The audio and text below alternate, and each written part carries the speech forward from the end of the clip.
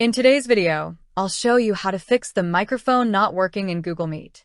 I'm going to share 3 methods, so just follow along step by step. Method 1. Open Google Chrome, go to Settings and type mic in the search bar. Click on Site Settings and make sure the microphone option is turned on blue. Also, ensure that Google Meet is set to allow. Method 2. If the first method doesn't work, go to your computer settings and click on Update and Security. Then select Troubleshoot, look for the speech option, and run the troubleshooter. After that, click on Cortana Can't Hear Me and set up your microphone. Method 3. If it still doesn't work, open the control panel, then click on Sound. Make sure your microphone or headset is set as the default device, indicated by a green checkmark. That's how you can fix your mic not working in Google Meet.